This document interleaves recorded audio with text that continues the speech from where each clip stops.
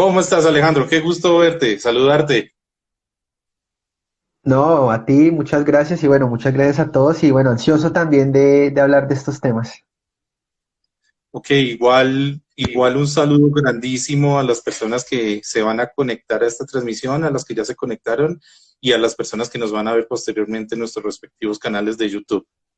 ¿Cómo va este confinamiento? ¿Cómo lo has terminado de pasar? Bueno, acá ya hay un poco de apertura, digamos, es inevitable, ya no hay, nunca hubo espalda, digamos, para una cuarentena, no había colchón para una cuarentena, pero se hizo casi 100 días de cuarentena, vamos para 120, pero es una cuarentena que en estos momentos, digamos, se sostiene discursivamente más no en la realidad, más no en la práctica. Ujú. Entonces, el gobierno hace, digamos, unos intentos comunicativos, discursivos, de decir que estamos en cuarentena, de decir que estamos en confinamiento, que hay que acatar esto, lo otro, pero en la práctica, de facto, digamos, ya la cuarentena no existe. Cuando uno necesita salir, sale, y cuando no, pues no sale, digamos, la vida tal y como venía antes. Pero bueno, no hay acceso obviamente a restaurantes, en fin, hay una serie de limitaciones en todo esto. Sabemos que si se trata de marchas, el ¿Se COVID-19 abre? desaparece, ¿no? Sí, Sí, sí, sí, desaparece del mapa, pero sabemos que el virus está en restaurantes, en pequeños negocios, en las iglesias, pero sabemos que el virus no está obviamente en las grandes aglomeraciones de medios de transporte masivo, no se encuentra cuando hay protestas, cuando hay vandalismos, cuando hay saqueos, ahí sí ya el COVID-19 no está, ¿no? Entonces, eso hace parte de este virus selectivo que básicamente se dirige contra las clases más pobres y vulnerables de la sociedad. en particular si ese tipo de manifestaciones tienen tinte progresista, ¿no? Exactamente, Mágico. sí, mágicamente, ¿no? Yo comentaba mucho que el periódico CNN había publicado una investigación preliminar en donde se sostenía que no había existido propagación de COVID-19 en las protestas de Black Lives Matter. O sea, ahí no, el Ujú. virus no se propagó. Ah, pero el día de la reunión de Donald Trump sí se propagó, o el día que, no sé, en Colombia hubo algo que se llamó el día sin IVA. Entonces todo el mundo salió a Sí. comprar, los medios aparecieron indignadísimos por las aglomeraciones, porque las personas no respetaron el distanciamiento, el tapabocas, bueno, todo el mundo fue en manada a comprar. Entonces estaban los medios con su superioridad moral, digamos, indignadísimos, criticando, y ahí sí se propagó el virus. Pero semanas antes, protestas de izquierda y demás, ahí no se propagó el virus, nadie se indignó, nadie se quejó, etcétera. Saqueos, vandalismo, nadie se quejó, no pasó nada. Entonces, ese es, digamos, el panorama en el que estamos. Sí, da vergüenza a las personas que no pudieron enterrar a sus seres queridos y a los 2 o 3 días entonces empiezan todos estos saqueos y todas estas manifestaciones. La verdad sentí vergüenza ajena con ese asunto. Yo Sí, estoy ese aquí es el en, asunto al que vamos, dime. yo estoy aquí a un par de cuadras de una de las zonas de especial protección declaradas por el distrito. Estoy en la ciudad de Bogotá y realmente se ha notado bastante también la limitación en algunos aspectos. En los alrededores de ese polígono, digamos que no existe esa cuarentena, burlándonos de las palabras de algún expresidente de la República, esa tal cuarentena nacional no existe, pero en estos sectores específicos sí he visto bastante limitación de la movilidad y particularmente de los negocios. Bueno, esa era una consecuencia lógica que anunciábamos desde hace mucho tiempo, y es que llamar a esta segunda fase que entra en Colombia aislamiento inteligente, pues implica una serie de cuestiones, y es que hay que tener mucho cuidado con el apellido inteligente. O sea, ese Ujú. apellido, digamos, Es peligrosísimo. cuando hablamos de un teléfono smart, un teléfono inteligente, pues es un teléfono que básicamente te está espiando. O sea, este teléfono que sabe dónde estamos, qué compramos, cuánto tiempo estamos, qué hacemos, qué buscamos, etcétera. Ahora, si el gobierno habla de un aislamiento inteligente, smart, pues quiere decir que va a usar tecnología. Entonces en Bogotá ya se están usando drones, se están usando cámaras que detectan la temperatura corporal, se están usando cámaras con inteligencia artificial para controlar el distanciamiento social. Los drones también se usan para controlar el distanciamiento social. la Corona App, que querían poner obligatoria en Bogotá, pues también tenía esta idea de realizar algo que se llama rastreo de contactos, que significa es, a partir de esas aplicaciones, lo llaman a usted, le dicen, usted estuvo cerca, usted estuvo en contacto 10 minutos, 15 minutos con una persona que dio positivo para COVID-19, en fin, pues hace ese rastreo, se le llama, se aísla de forma inteligente, ¿no? Porque la cuarentena es aislar a todo el mundo, algo digamos sin precedentes, porque la cuarentena únicamente es para los enfermos, no es para los sanos, no es para ese cuento de los asintomáticos que se Ujú. inventaron, pero nunca antes se habían preocupado por esta idea. Entonces, bueno, mucho cuidado con ese apellido Smart, porque ese apellido inteligente, inteligencia significa es tecnología y significa hipervigilancia, ¿no? Que es este gran dilema entre libertad y seguridad. Entonces, en momentos de crisis siempre gana la seguridad y lo que tenemos es un estado, un Big Brother digital, ¿no? Se importa, llega a nuestro país el modelo tecnológico despótico de Oriente, entre otras cosas, porque estas tecnologías vienen de compañías de Oriente o estas tecnologías, por ejemplo, la Corona A viene de Corea del Sur, viene de Singapur, viene de países que se han caracterizado en algún momento por esta suerte de creación de sociedades disciplinarias a partir del uso tecnológico, en la que mucha gente dice, y acá en Colombia lo han repetido mucho, es que los colombianos no son disciplinados, es que los colombianos no tienen un sentido del deber público, es que los colombianos no hacen caso, es que Ujú, los colombianos ujú. no piensan en ellos, pero la Unos indios realidad brutos, dicen por ahí, o la idea está despóticos. siempre de que esto sirve en China, pero no en Colombia, porque en Colombia son brutos y son ignorantes y nadie hace caso y todo el mundo hace lo que quiere, etcétera, pero no se dan cuenta que muchos de estos ejemplos de supuestas sociedades disciplinadas, pues no son disciplinadas por un proceso espontáneo de evolución social y que las personas tienen un sentido del deber o algo parecido o del bien común, sino porque están atemorizados del control despótico que viven en Oriente, producto precisamente de esta comunión entre las herramientas tecnológicas que en un momento se nos decía que nos iban a traer libertad y se unen con el Estado y crean un sistema, digamos, de hipervigilancia, de orwelliano, ¿no? Del mundo feliz, pero hipertecnológico, donde el Estado tiene un perfil de 360 grados de la cuna a la tumba de las personas para disciplinarlas y controlarlas a partir de la tecnología, de herramientas tecnológicas. Tú tocas unos puntos bastante interesantes frente a ese abayazamiento tecnológico y cómo se nos está implantando modelos despóticos al estilo oriental, pues, como tú ya lo mencionabas. Digamos que esta charla la titulamos Hablemos del liberalismo. No quería que fuera una charla cerrada a un tema específico, precisamente donde pudiéramos charlar de todo un poquito.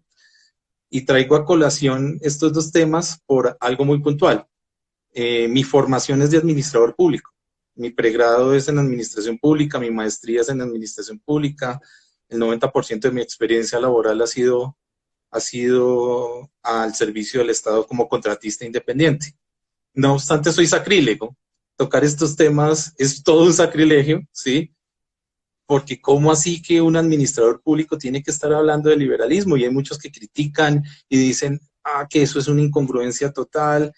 Y entonces uno le responde, ¿y será que los países que son económicamente libres y los países que tienen los índices de libertad más altos no tienen administración pública, acaso? Entonces, en ese lado, digamos, yo cometo cierto sacrilegio por defender las ideas de la libertad. También hay que decirlo, en mi pregrado, por ejemplo, en mi maestría, jamás se me habló de Hayek, jamás se me habló de Mises, ¿cierto? Siempre se habló mucho de Marx, siempre se habló mucho de Keynes, siempre se hablaron mucho de estos grandes teóricos de la intervención estatal, por decirlo de alguna manera. Y eso, que mi universidad no está tan alineada a la izquierda como lo pueden estar otras universidades, ya sea de aquí del Distrito de Bogotá o de la Nación. Entonces, ¿qué te parece si hablamos de eso? Por eso también, ahora un paréntesis, le puse a esta charla liberalismo para que a los colombianos no nos fuera tan distante. Si tú te das cuenta, el término libertarianismo, por ejemplo, es un término que hasta hace unos meses o hasta hace un par de años era totalmente desconocido, y hablar de pensamiento liberal aquí en este país era hablar del Partido Liberal, ¿no? máxime cuando vivimos en un país con tantas incongruencias ideológicas. ¿Y qué significa esto? ¿Cierto? Los liberales terminan por ser más godos que los mismos conservadores oficialistas, los marxistas se casan y son enterrados por los ritos católicos, ¿cierto? Y los nacionalistas realmente son simplemente un grupo de rancia oligarquía que se ha encargado durante siglos de desfalcar las finanzas del país. Entonces, dicho esto, ¿qué podemos pensar al respecto? ¿Qué podríamos esperar desde una perspectiva liberal, desde una perspectiva libertaria, sobre cómo manejar esta crisis? ¿Cuál sería el modelo, tal vez, no sé si me lo permitas en estos términos, de gestión de lo público o de gestión de la administración pública para manejar estos elementos? ¿Cuál sería esa propuesta? Porque sí he escuchado en varios debates, no lo digo por ti, lo digo en varios debates donde se critica mucho a la administración, donde se critica mucho a los modelos de gestión pública, donde se está hablando de los nuevos modelos de gobernanza, donde se está criticando fuertemente a las herramientas tradicionales de política pública, pero poco o mejor nada se está hablando de cuál es el papel realmente del Estado, más allá de decir que hay que desempolvar los libros de Keynes en un absurdo completo. ¿Qué podríamos decir al respecto? ¿Cuál es tu opinión? Bueno, ahí tocas muchos temas, voy a ir abordándolos poco a Sí. poco. Uno de ellos es la cuestión de liberales y conservadores en Colombia que tú planteas, y es que, bueno, una cosa es la ideología política y otra cosa es el partido político. Uno lo encuentra eso en cualquier libro, digamos, de ideologías políticas, uno le van a explicar. Y de hecho, pues, ¿qué ocurre? Que normalmente el partido político no coincide con la ideología política, porque el partido político significa es un grupo de hombres que se unen para lograr el dominio del Estado, para lograr el poder. Y en medio de toda esa carrera, pues van a dejar muchos principios ideológicos de lado.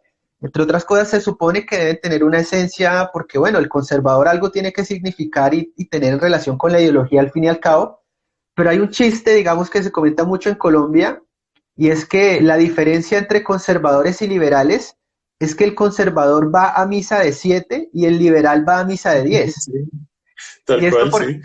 esto por qué se dice? Porque al final de cuentas han perdido, digamos, cualquier vestigio de que alguna vez fueron liberales o que alguna vez fueron conservadores, se han convertido simplemente en castas políticas que están allí, una suerte de oligarquía, ¿no? Una aristocracia invertida en la que, bueno, esta gente está ahí, quiere lograr el poder, etcétera, y pasan los principios, se los pasan por encima, digamos. Por eso es que uno normalmente, y bueno, no solo pasa en Colombia, algo que ocurría mucho en Reino Unido es que teóricos conservadores decían que Margaret Thatcher no era conservadora, sino liberal, y enojadísimos con Margaret Thatcher, en fin, etcétera. Entonces, eso normalmente puede ocurrir, y en Colombia sí que peor. Uno podría decir que esta gente casi que no tiene ni ideología política más que la ideología del dinero y de conseguir poder por el poder mismo y punto, digamos. Aman el poder. Ahora, entre otras cuestiones que tú mencionas de la administración pública y demás, yo acá cito un escolio de Nicolás Gómez Dávila, vengo pensándolo así, vengo entendiéndolo así, que es un filósofo colombiano, el filósofo colombiano más importante que haya existido, y él decía que la política no es el arte de tomar las mejores decisiones, sino de evitar las peores decisiones.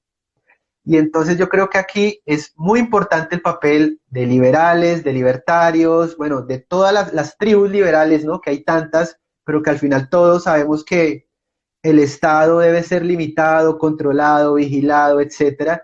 Y es no participar del Estado, al contrario, si podemos entrar al Estado, entremos al Estado. ¿Para qué? Para evitar que se tomen las peores decisiones. Y aquí entonces, pongamos un ejemplo. La cuarentena. La cuarentena en Colombia, como en la Argentina, se hizo antes de tiempo. Se sobrereaccionó. El gobierno no fue capaz de soportar las críticas duras que iba a recibir de parte de la oposición y demás en favor de la cuarentena, no resistió, impone unas medidas de confinamiento, ¿no? O sea, de arresto domiciliario, antes de que el virus realmente llegue, se propague, se expanda en cierta cantidad para crear una primera inmunidad y ahí sí mandar, porque de todas formas lo iban a hacer, una cuarentena o unas medidas, lo hicieron antes de tiempo, ahorita no soportamos más cuarentena, pero es cuando de hecho la vamos a necesitar. Entonces, es curioso porque es muy probable En el pico. que en el pico de la pandemia nos manden otro confinamiento. Entonces, entre otras cosas, ¿qué es lo que hay que decir? Este primer confinamiento se perdió. Fíjate lo malvadas, Ujú. o sea, lo mala que es esta gente, porque el confinamiento lo hicieron con un argumento que se hizo público y con un argumento que no se hizo público, sino hasta hace poco, y lo han dicho muy pasito, porque saben la mala fe de este punto que ellos dan. El primero, la cuarentena se hizo para mejorar el sistema de salud. Ahora, han pasado 3 meses y la verdad es que no lo han mejorado. O sea, unas cosas mínimas, un maquillaje aquí, un maquillaje allá, no lo han hecho. Claudia López prometía 4.000 UCIs o algo parecido, en fin, fue incapaz, ha 2000. logrado, sí, y ha logrado como 200, ciento algo, en fin, no hizo lo que, 147. 147. Atrasaron un día. Bajamos de imagínate, ocupación al 65 y después al otro día ya estamos al 69. O sea, se claro, entonces, recuperó un día. 3 meses para eso, imagínalo. Pero el otro argumento era para asustar a las personas. O sea, el otro argumento era que esta cuarentena nos iba a asustar y eso iba a Ujú. generar que luego digamos, de aflojar estas medidas, entonces íbamos a hacer caso. Y lo han dicho muy disimuladamente, pero lo han dicho. O sea, tenía un aspecto educativo la cuarentena, porque claro, como acá siempre somos indios brutos que no hacen caso, entonces la cuestión se soluciona con el miedo, más no con la confianza institucional en el pueblo. Entonces fíjate que para elegir gobernantes, nosotros somos muy inteligentes, para elegir gobernantes nosotros sí sabemos. Pero para gobernarnos a nosotros mismos, para tomar las medidas necesarias para la pandemia, no. Ahí sí hay que asustarlos, ahí sí el Estado tiene que amenazarlos, etcétera. Entonces, el enfoque liberal para la pandemia que hemos estado viviendo, yo creo que tenemos un buen ejemplo en lo que ha ocurrido en Suecia, que ya lo voy a tocar un poco más a fondo porque sé que se difundieron unas fake news en donde Ujú. supuestamente había una suerte de retractación del máximo epidemiólogo sueco, y es que este enfoque tiene un aspecto muy importante que es implícito, pero está allí, y es que existe una confianza institucional, es decir, hay una confianza del Estado en sus ciudadanos. Y como el Estado confía en sus ciudadanos, entonces permite una suerte de aislamiento voluntario, digamos, una especie de sistema que aboga por la libertad individual y por la responsabilidad individual. Porque entre otras cosas, fíjate, ¿de qué te sirve tener cualquier cantidad de derechos? Y lo digo yo que estudié derecho, ¿de qué me sirvió a mí leer la Constitución, derecho constitucional, historia del derecho constitucional? Si nada de eso sirve porque en un estado de excepción se acabó. O sea, fíjate, ¿de qué sirve toda esa retórica de derechos fundamentales, de libertades y demás, si en cualquier momento el Estado puede suplantar esto, puede quitar esto? Entonces, a la larga esos derechos son meramente letra muerta. Entonces, ese enfoque sueco se basó en un respeto de la libertad de las personas y en una confianza en las personas. Ahora, hace poco se dijo que hubo una retractación por parte del máximo epidemiólogo sueco. Esto es falso. A él se le preguntó, ¿hubieses cambiado algunas cosas? Y él que dijo, sí, pues obvio, porque en retrospectiva a cualquier persona que yo le pregunte, ¿te hubiese gustado cambiar alguna cosa, haber hecho mejor otra, no haber hecho alguna? Uno siempre va a decir que sí, porque desde luego hay siempre algo que mejorar y siempre hay algo que cambiar. Entonces, eso que te estoy diciendo lo titularon como máximo epidemiólogo sueco se retracta de la cuarentena, Ujú. considera que el confinamiento fue un fracaso, no sé qué. Eso nunca pasó, nunca lo dijo, pero era el titular. Si tú dabas clic y entrabas a leerlo, iba a decir lo que yo te dije. Entonces, ¿qué fue lo que él dijo? Que le hubiese gustado haber tomado mejores medidas en las casas, en los ancianatos, porque el aumento de muertes fue por no haber realizado un correcto control allí. Entonces, que en algún punto hubiese regulado o controlado mejor este aspecto, pero bueno, ya pasó, no se pudo hacer, pero él no dijo en ningún momento que esa estrategia no la hubiese abordado. Entre otras cosas, es que esa es la estrategia que estamos teniendo hoy todos los países. O sea, no hay un país que no esté con la estrategia sueca en este momento, porque ya a medida que vamos saliendo de la cuarentena, naturalmente, si no adquirimos inmunidad, porque no hay inmunidad de rebaño si no se deja salir al rebaño, pues es Ujú. que no puede pasar otra cosa más que el rebaño va a salir, se va a infectar y posteriormente a lo mejor nos confinen y nuevamente otra vez nos van a dejar salir, etcétera. Y esa es la estrategia del semáforo que han hablado en México o de acordeón que han hablado en Colombia. Y es que van a apretar o van a aflojar, pues dependiendo del número de casos. Entonces, creo que para cerrar ya lo que hay muchos liberales, muchos libertarios que son apolíticos o que rechazan per se el Estado. Y no hay que verlo de ese modo porque es que si en el Estado no estamos los liberales, están los socialistas.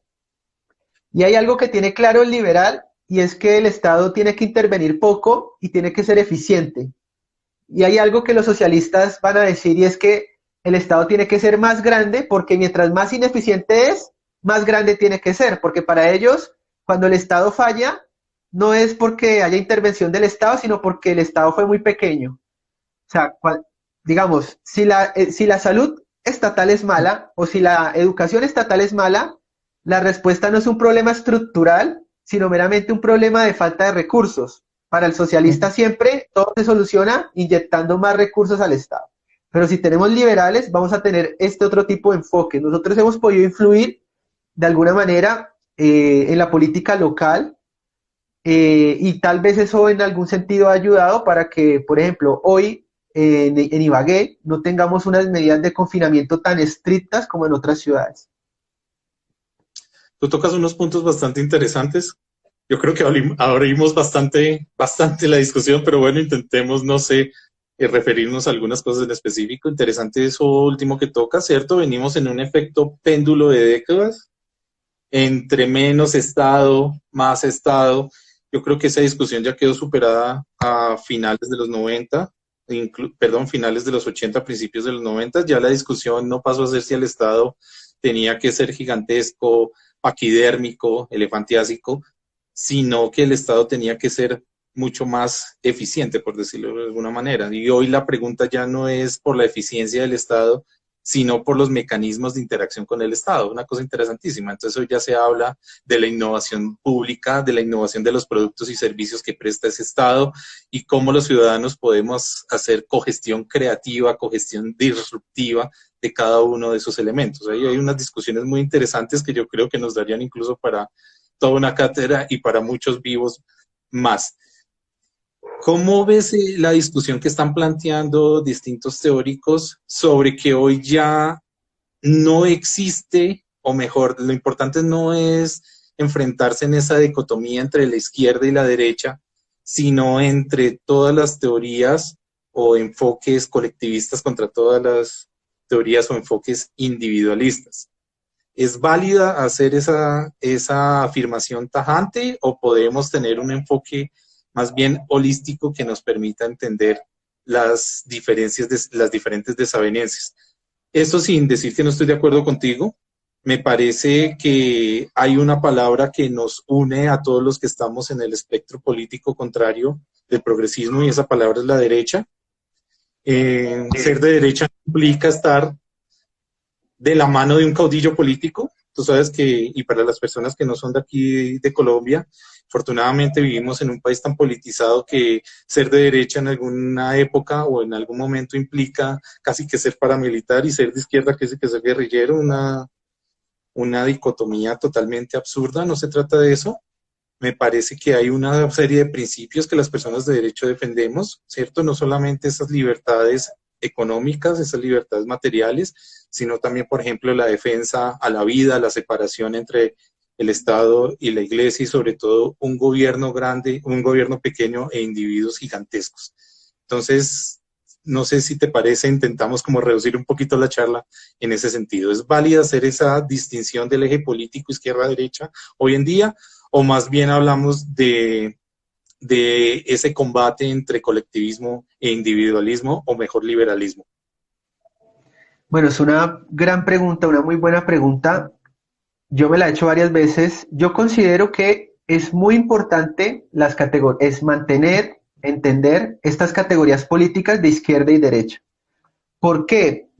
Por ejemplo, en un primer punto, por una cuestión de economía epistémica. Es decir, Cuando a mí me dicen la palabra izquierda, yo ya te ubico, yo ya tengo una idea de ti, de tu forma de pensar, de tus ideas, y cuando me dicen que una persona es de derecha, entonces yo ya me ahorro una serie de preguntas, porque, es de derecha, entonces yo ya sé que él más o menos mantiene esta defensa de la libertad, en el mercado así, en las cuestiones morales así, etcétera.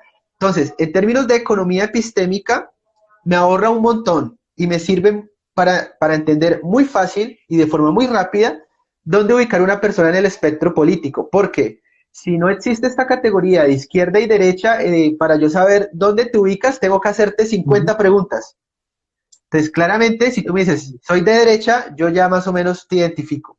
Ahora, eso no excluye otra forma de categorizar las ideologías políticas, por ejemplo, colectivismo, individualismo, progresismo, reaccionarismo, ¿sí? O como diría, por ejemplo, Miklos, ahorita en las categorías políticas, uno va a tener en algún lado primitivistas y en el otro lado transhumanistas. Entonces, Sí. estas categorías son importantes, no, Conservadores o tecnolibertarios, por un lado así es, también. no es excluyente, digamos, mantener estas categorías políticas, es importante, nos ahorran un montón de tiempo y nos permite ubicar también diferentes ideas, diferentes políticos, etcétera. Ahora bien, hay varias formas de decir qué es la derecha y qué es la izquierda, digamos. Eso depende de cómo el científico social vaya a categorizar qué es izquierda y qué es derecha. Normalmente, te lo digo, normalmente se entiende que la izquierda procura darle más relevancia a la igualdad que a la libertad y la derecha procura darle más relevancia a la libertad que a la igualdad. Y es una forma algo sencilla, digamos, pero que nos ayuda a entender dónde están las derechas, dónde están las izquierdas. Obviamente, cuando hablamos de igualdad en las izquierdas, estamos hablando de la igualdad material, o sea, no de la igualdad ante la ley, sino de la Ujú. igualdad mediante la ley. Es un tipo de igualdad distinta. Los liberales que defendemos la igualdad, pero la igualdad ante la ley, que es distinto, que hayan unas mismas reglas para todos, Estado de Derecho, libre comercio, libertades individuales, etcétera. Pero la izquierda va a colocar en primacía la igualdad. Entonces, por eso hay redistribución de la riqueza, discriminación positiva, privilegios de acuerdo a ciertas identidades de raza, género, orientación, digamos, orientación, sexo, en fin, para categorizar también y para lograr esa igualdad que ellos propugnan. Entonces, esa es una manera de entenderlo. Hay otras personas que lo ubicarán entre, como tú me dices, individualistas en algún lado, colectivistas en otro, es un estado grande, un estado pequeño, ¿no? Al final estamos los anarquistas, que vamos a decir, el estado no es necesario, etcétera. Entonces, ya cortando, es muy importante. Estas categorías, tanto izquierda y derecha, hoy en Colombia están vivas. En Colombia hace poco creo que fue Claudia López, dijo, yo soy de centro izquierda. Entonces, ¿qué quiere decir que un político diga yo soy de centro izquierda o yo soy de derecha? ¿Qué está diciendo él? Que es importante saber qué es izquierda y qué es derecha. Queramos o no, nos guste o no, estas categorías todavía se usan, todavía son válidas. Hay personas que dicen, es que eso de izquierda y derecha es parte de la Guerra Fría, eso ya está superado, ahorita el tema es otro, no sé qué, no sé qué. No, todavía está vigente. Ahora, lo que pasa es que eso está vigente, pero hay otras más, la que tú mencionas, la que menciona Miklos y quizá la que nosotros vemos en Estados Unidos, que es la política de la identidad. Estados Unidos es un país que se viene ubicando más allá de la izquierda y la derecha a partir de identidades. Entonces, ciertas identidades, la identidad de género, la identidad de raza, la identidad de sexo, la identidad de etnia, etcétera, vienen ubicándose a la izquierda. Pues por eso en la izquierda tú encuentras eh, que captura a la izquierda las banderas de género, la bandera del feminismo, la bandera racial, la bandera animalista, la bandera ambientalista, la bandera indigenista, entonces, porque se ubican a partir de identidades. Pero la identidad nacional, la identidad cristiana, la identidad de los valores América primero, etcétera, se ubican a la derecha. Entonces, en Estados Unidos, yo diría que ya se sobrepasó un poco ese debate izquierdas y derechas, porque allá tú los ubicas es en una guerra identitaria y las personas se ubican a partir de identidades. Ciertas identidades a la izquierda y ciertas identidades a la derecha. Mira, saludo a Cristian Andrés Tejada. Él nos hace una pregunta muy interesante. no sé si la alcanzas a leer, dice el Centro Democrático, ¿dónde lo ubicarían? Yo me haría otra pregunta, es ¿por qué el Centro Democrático no se dice a sí mismo que es un partido de derecha? ¿Cierto? Tú mencionabas como Claudia López en algún momento se definió de que era un gobierno que que planeaba implantar un gobierno de centroizquierda, pero antes dio unas declaraciones casi que en contravía. Entonces, ¿por qué existe, digamos, no sé cómo decirlo, ese trauma, esa dificultad para decirle las cosas como son? A mí siempre me ha llamado, por ejemplo, la atención bastante eso de por qué el Centro Democrático se hace llamar Centro Democrático cuando es un partido de derecha, o es que no es de derecha, o hablamos de un neoconservadurismo tal vez al estilo colombiano.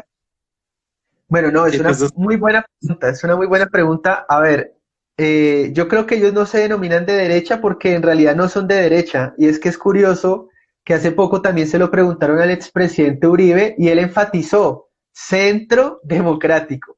Pero es que entre otras cosas, si tú vas y lees los estatutos del centro democrático, ¿qué dicen? Justicia social, equidad, democracia social, etcétera. O sea, no tienen los elementos suficientes para ser un partido de derecha, pero entonces, ¿qué terminan siendo? Un partido social cristiano o socialista cristiano, porque ellos se ubican en estas banderas, pero a pesar de tener un discurso aparentemente pro empresarios y pro mercado, cuando tú te das cuenta en la práctica es un partido más socialdemócrata, que tú no lo puedes distinguir. Te voy a dar un ejemplo muy, muy concreto.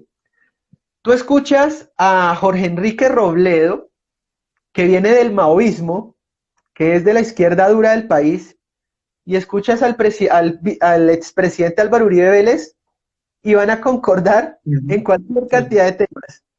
Entonces, es hasta chistoso, porque yo tengo muchos amigos jóvenes que van por Robledo, y yo les digo, ¿por qué no van por Uribe si Uribe está diciendo lo mismo? Entonces, es Ujú. cuando uno se da cuenta que a veces la cuestión de elegir una ideología política o de elegir un candidato político no depende tanto de las propuestas, sino de la persona. Y ahí sí yo te digo, apague y vámonos, porque nos está diciendo una realidad muy importante y es que uno vota, a final de cuentas, por un rostro, por alguien que le cae bien, por una intuición, por una corazonada, y entonces uno aquí con el debate académico y demás, no es tanta la gente que elige una ideología a partir de un estudio serio y detallado.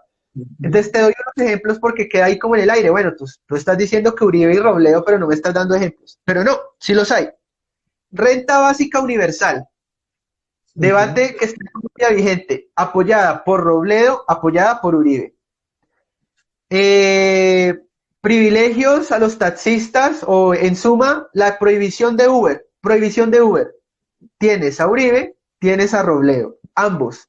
Ambos están en contra de la economía colaborativa de Uber y ambos están a favor de la renta básica universal. Ahora bien, yendo concretamente al partido Centro Democrático, ¿cuáles son las banderas del Centro Democrático? ¿Cómo el Centro Democrático consigue votos? ¿Y cuál es, por así decirlo, cuáles son los clientes del Partido Centro Democrático? Al subsidio adulto mayor, Ujú. familias en acción y finalmente todos los subsidios que dan al agro.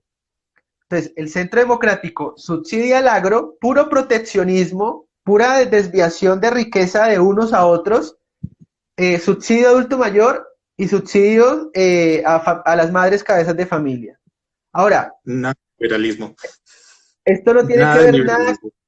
nada de liberalismo. Ahora, uno puede entender que dadas las circunstancias, a lo mejor estos subsidios pueden ser necesarios, pero uno tiene que tener en la cabeza que son necesarios temporalmente para después, poco a poco, ir reduciéndolos y demás, porque lo importante es que las personas se paren sobre sus propios pies y no crear dependencia y un Estado asistencialista que te va a mantener de la cuna a la tumba, que al final sabemos que no es el Estado, sino es un manotazo al bolsillo del prójimo.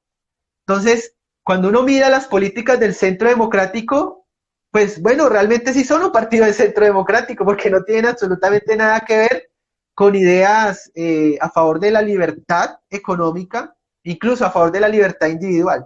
Entonces terminan siendo un partido socialista pero socialista cristiano, ellos son social cristianos. Y tú lo ves, casi se enmarcan. ¿Por qué? Porque cuando hablamos de ciertas libertades personales, el centro democrático se va a alejar, ¿no? Va a decir, esto de liberalizar el mercado de las drogas, no.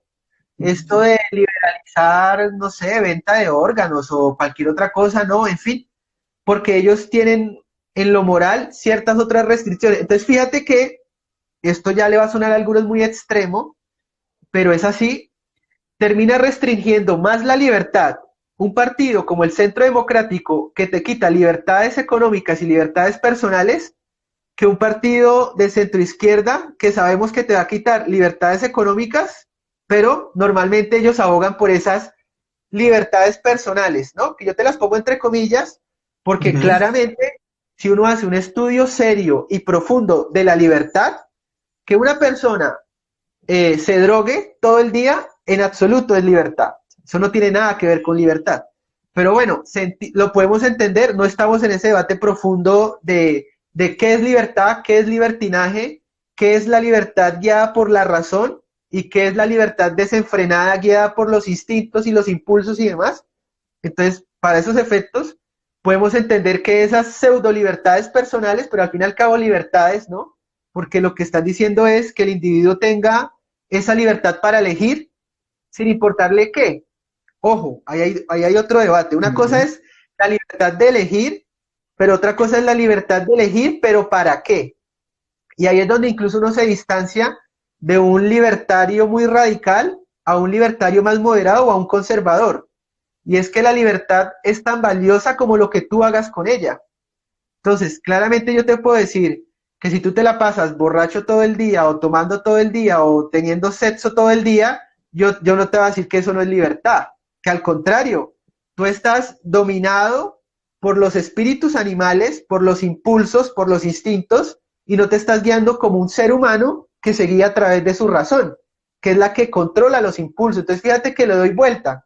Uno es libre, de hecho, cuando tiene restricciones, y tú no eres libre cuando no las tienes.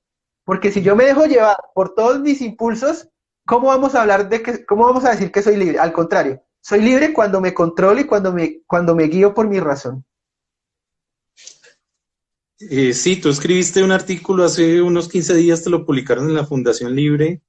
Discúlpame si no me recuerdo exactamente del título, es Olvidémonos del liberalismo, se me escapa la palabra. Se titula Abandonemos el libertarismo ingenuo, ¿no? Que es una visión muy corta de la libertad, ¿no? Que es como decir, libertad es haga lo que quiera, y qué pena, pero libertad no es hacer lo que uno quiera. Sí, desde luego. Una cosa interesantísima.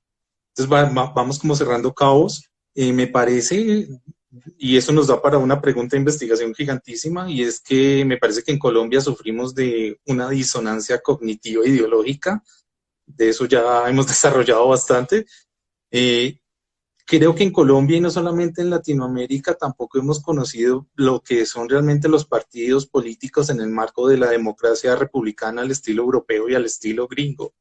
Creo que eso por estas latitudes no hemos logrado consolidarlo, no hemos disfrutado de ellos.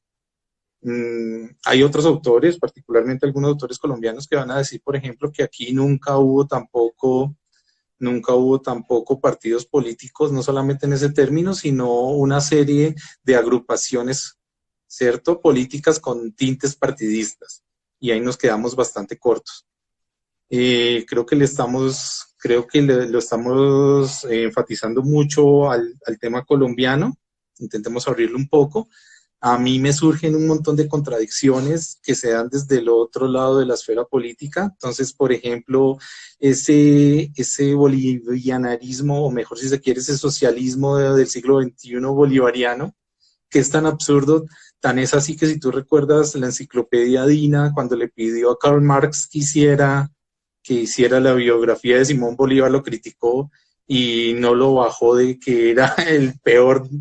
No quiero usar las palabras que usó Marx, tanto que no fue publicados. Tú sabes muy bien que todas esas cartas que se cruzaron con Federico Engels sobre el tema no fueron publicadas, sino que fueron reveladas hasta mucho después. Entonces, una cosa interesante es cómo se rescatan cómo se rescatan esos discursos contrarios. Yo creo que eso demuestra también que no solamente en Colombia, sino en Latinoamérica tenemos bastante ignorancia sobre las ideas y las ideologías políticas. Creo que aquí, como en todo el mundo, no se vota por una idea política, no somos pocas las personas que cogemos una agenda y empezamos a coger los planes de gobiernos y empezar a desagregar. Votamos simplemente por una serie de atributos físicos o porque es muy común cuando uno va en el taxi y hablando con una persona o cuando estás en el trabajo y te dicen, no, yo voté por fulanito porque es que me pareció muy bien lo que dijo, pero en el contenido es poco, ¿sí?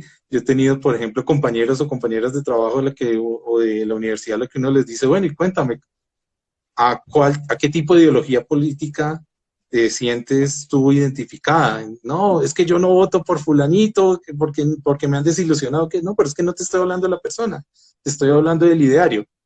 Yo creo que eso pasa aquí, pasa en Argentina. Yo creo que Argentina también es un ejemplo muy, muy claro. Un ejemplo también en todos estos temas de cuarentena, cómo están tan bien ampliados y cómo la gente está ahorcada y no puede soportar más esta situación. Yo coincido contigo, cuando leí tu artículo coincidí mucho. Yo creo que Murray Rothbard nos enseña también. Es interesante, por ejemplo, cómo Loco no era un anticristiano, ¿cierto? No era un libertario anticristiano, por decirlo de alguna manera, sino que por el contrario, defendía elementos del cristianismo porque de alguna u otra manera, y con esto no estoy haciéndole alusión a ningún tipo de congregación o iglesia particular, sino que quiero hablar de los valores cristianos, ¿cierto? Cómo pueden generar una serie de principios y de fundamentos que resultan esenciales para la vida en sociedad y en comunidad. Principios tan básicos como no matar, no robar, ¿cierto? Que aunque no sean propios del pensamiento liberal, sí empiezan a generar una serie de mecanismos.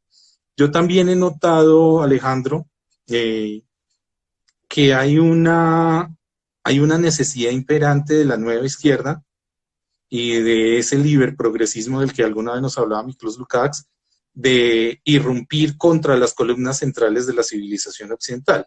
La civilización occidental, gustenos o no, o al que no le guste, está montada bajo 3 grandes columnas, ¿cierto? La primera es, ya se las dije, los principios de la cristiandad, ¿cierto? La segunda es el pensamiento greco-romano o grecolatino, si se quiere, y la tercera es ese derecho romano. ¿Por qué hay esa necesidad tan imperiosa y por qué vemos un ataque tan grande para cada uno de esos elementos que conforman la cultura y la civilización occidental? ¿Y por qué, a diferencia de la izquierda, las derechas, y cuando hablo de derecho hablo de las distintas vertientes de liberales, hablo de los nacionalistas y hablo de los conservadores, no han podido unirse como si han hecho las distintas corrientes de izquierda o corrientes progresistas? Bueno, ahí nos toca nuevamente abordar bastantes temas, pero uno de ellos con el que quisiera comenzar es este tema que mencionabas de la moral y del liberalismo.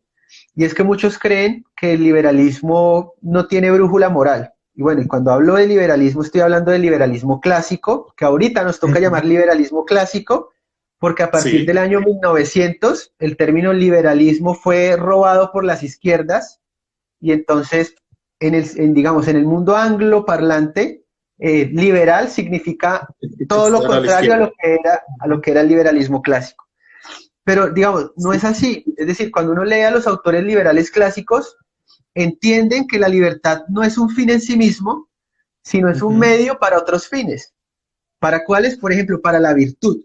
Entonces, cuando se plantea la cuestión de ese modo, yo entiendo que lo importante no es la libertad de elegir, sino lo que voy a elegir.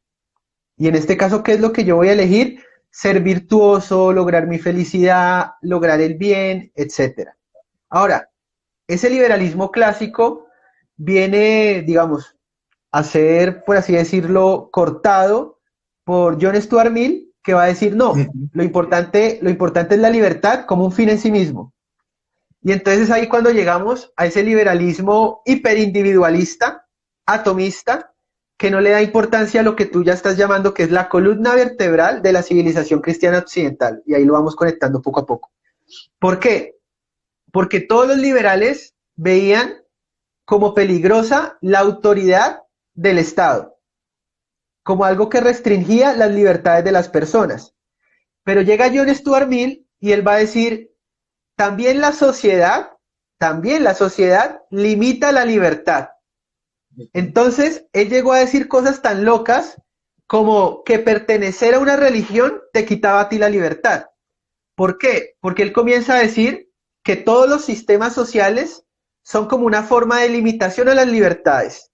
Entonces, si yo quiero una plena o auténtica libertad, pues tengo que separarme ya de la iglesia, de la comunidad, de mi grupo social, de mi familia, de todo. O sea, voy a vivir como en una isla de forma aislada, etcétera. Entonces, ese es el liberalismo, digamos, el que muchos entienden hoy que es liberalismo. Pero repito, eso no tiene nada que ver con el liberalismo. Hay unos pocos que llegaron a defender esta idea, pero el liberalismo tiene brújula moral y tiene valores. No solo el liberalismo clásico, sino también ahorita cuando hablamos de libertarismo, pues también considera que son importantes ciertos valores para mantener cierto orden y demás. Ahora, estos liberales, como por ejemplo Benjamin Constant, se dieron cuenta que parece ser que hay unos elementos que limitan el poder del Estado, que lo restringen. ¿Cuáles? La fe, la religión, la localidad, la familia, los clubes privados. Es decir, que en la sociedad civil, de la sociedad civil, brotan todo tipo de asociaciones voluntarias y pacíficas que hacen contrapeso al poder del Estado, lo que uno llama los pequeños pelotones de la sociedad, digamos, o lo que estamos haciendo tú y yo en este momento, en donde no intervino el Estado ni demás, sino esto es fruto de acuerdos voluntarios y todos los que estamos acá en el live, pues somos parte de esa sociedad civil que espontáneamente se organiza para determinados fines. Ahora, al descubrir que estos cuerpos intermedios generan contrapeso, así es, las instituciones intermedias generan contrapeso al poder del Estado, es claro que el proceso de construcción del Estado, de un Estado absoluto, de un Estado totalitario, requiere de fracturar y entumecer y en suma de destruir los cuerpos intermedios. Entonces, donde tú quieras que vayas, en Alemania del Este, no recuerdo, pero en un año como más de 1000 asociaciones privadas por el comunismo destruidas, porque ellos entienden que si destruyen los cuerpos intermedios, la sociedad civil no tiene cómo poder enfrentarse al Estado. Esto también es muy curioso porque mucha gente no lo entiende, y es que la libertad, y hay que prestar mucha atención a esto, pero muchos creen que la libertad es lo que determina el orden social o da origen al orden social. Pero es al revés. El orden social es el que te da la libertad. ¿Qué quiere decir esto? Que un individuo aislado no es libre. Es un individuo bajo un orden social evolutivo de instituciones que pasaron por cientos de años para que exista libertad. Entonces, hay libertad en los momentos en que hay un equilibrio entre los cuerpos intermedios y el Estado. Cuando el Estado toma todo, no hay libertad.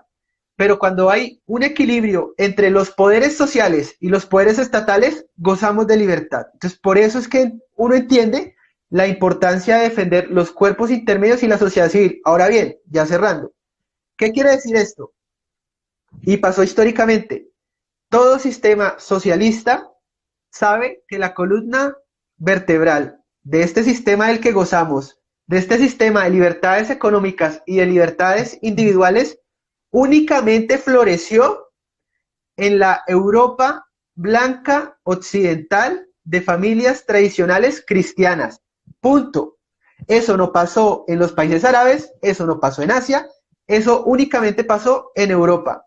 ¿Y por qué? Porque fue un proceso de evolución no solo tecnológico, sino moral.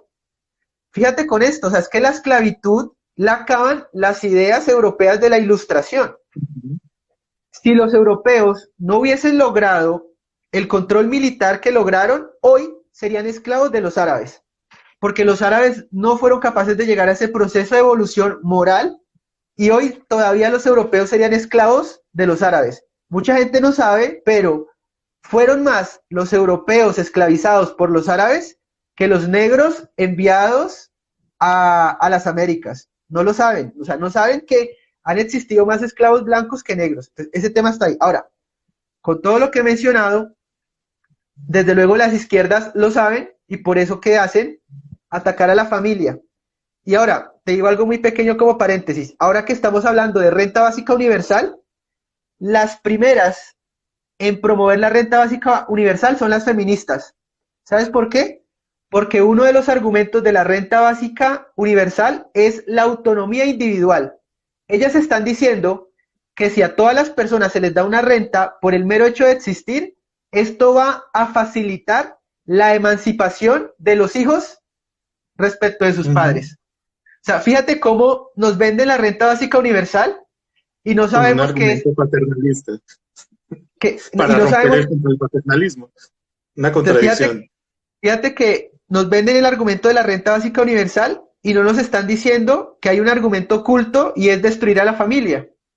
Porque esto le va a permitir, por ejemplo, separar, o sea, el divorcio express, pero también que el hijo se separe de sus padres, la emancipación.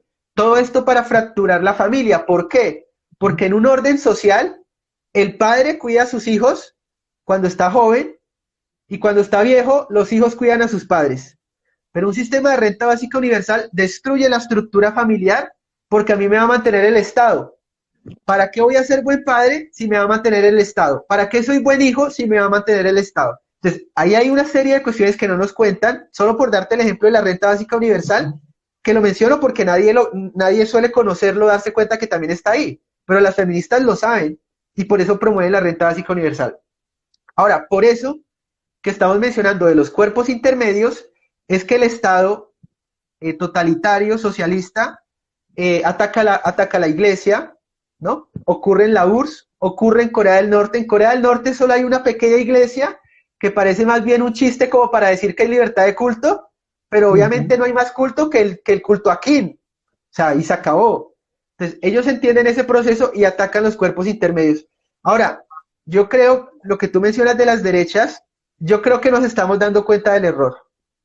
Y creo que nos estamos dando cuenta que es más importante unirnos, encontrar ciertos principios que nos unen a todos y darle más relevancia a lo que nos une que a lo que nos separa. Y yo creo que esto que tú estás haciendo y esto que estoy haciendo son ejemplos de, digamos, casos de personas que se han dado cuenta que tienen que dar la lucha cultural. Y creo que estamos dando la batalla cultural, es lo que estamos haciendo. Y es curioso porque al menos en el caso colombiano, tú sabes que las izquierdas no se han puesto de acuerdo. Prefieren perder el poder antes de ponerse de acuerdo, gracias a Dios. Pero es complicado, ¿no? Es muy probable que llegue la izquierda pura y dura a Colombia en las próximas elecciones. Ok, si me lo permites, nos están bombardeando con una serie de preguntas, pero hay unas de verdad bastante interesantes. Por ejemplo, escucha esta que nos envía Exe Jiménez. Nos pregunta, ¿los países del tercer mundo alcanzarán el desarrollo económico a través del libre comercio? Entonces, es una pregunta. ¿Dime? No, sí, dime, entonces dime. uno se pregunta, yo me pregunto, ¿realmente en estas latitudes, hablemos del caso colombiano, ¿sí? Particularmente, ¿hemos vivido realmente lo que es la libertad económica? ¿Conocemos también lo que es el liberalismo? Desde que Simón Bolívar nos emancipa de la España, ¿hemos conocido realmente el liberalismo en Colombia? Yo diría que no. Estas latitudes, América Latina en general, no conoce o no ha gozado de las virtudes del liberalismo, tanto en su componente político como económico. Yo sé que tú tienes unas críticas muy fuertes a los índices de libertad económica y particularmente al índice de la Heritage Foundation, pero lo que sí coinciden varios de estos índices es que entre mayor libertad tenga cada una de esas naciones, mayor crecimiento económico logran. Y si no son, ¿cierto? Y si no son unas naciones potentes en términos económicos, si se generan los mecanismos para liberalizar su economía, eso se da y se da en un tiempo relativamente corto. Estamos hablando de entre 15 a 20 años. Entonces, me parece bastante interesante esa pregunta. No sé si quieras ampliar algo o pasamos con otra. algo muy pequeñito es que el liberalismo es una ideología política racionalista. ¿Qué pasa que sea racionalista? Que implica que es universalista. Es decir, un liberal sabe que su ideología política puede ser aplicada en cualquier parte del mundo, en cualquier momento, y va a triunfar. O sea, y va a traer prosperidad, va a traer libertad, etcétera. Eso es diferente de una ideología política conservadora, que como es empirista, va a mirar ciertos contextos, ciertas situaciones y demás. Pero el carácter racionalista y universalista del liberalismo nos deja claro que esto puede ser aplicado en cualquier parte del mundo, sin ignorar que obviamente el liberalismo depende de una ecología moral, y que sin esa ecología moral, pues un orden liberal no puede existir. Pero, digamos, en principio uno podría afirmar que el liberalismo podría aplicarse en cualquier parte del mundo. Julián, te digo que nos queda minuto y medio, entonces te dejo para que cierres. Igual le digo a todos que vayan a seguirte, que tú vas a estar entrevistando a muchas más personas, vas a estar muy activo en las redes. Te encuentran como Julián Flores, o cómo te pueden encontrar, en fin. Cuéntanos a todos y los invito a todos a que te sigan. Muchas gracias Alejandro, muchas gracias por el espacio. Lástima que se nos quede tan corto. Yo creo que tenemos que pensar en una próxima discusión, si te parece, lo discutimos por interno. Sí, a mí me encuentran en todas las redes sociales, en YouTube, por aquí por Instagram, también me encuentran en Facebook y en Twitter como Julián Andrés Flores. Importante, ese Flores es con Z. Sí, claro, yo también ahí, yo te buscaba y yo Flores no me aparece, yo, verdad que es con Z, entonces, bueno, ahí queda enfatizado. Julián, muchas gracias, bueno, un live muy bueno, muy entretenido, muy interesante, gracias a ti, gracias a todos, espero que les haya gustado, hayan aprendido. Como alguien comentaba, sí, dije varias cosas propias del liberalismo, pero también mencioné mucho a Roger Scruton, sin citarlo, pero allí está, entonces para que vayan y lo lean, etcétera. Pues muchas gracias a todos, gracias a ti, Julián, y bueno, espero que hagamos otro live para seguir hablando de estos temas. Alejandro, un abrazo para ti, un abrazo para todos los que nos acompañaron, muchas gracias por su tiempo, y sí, tenemos muchas más cercanías con algunos elementos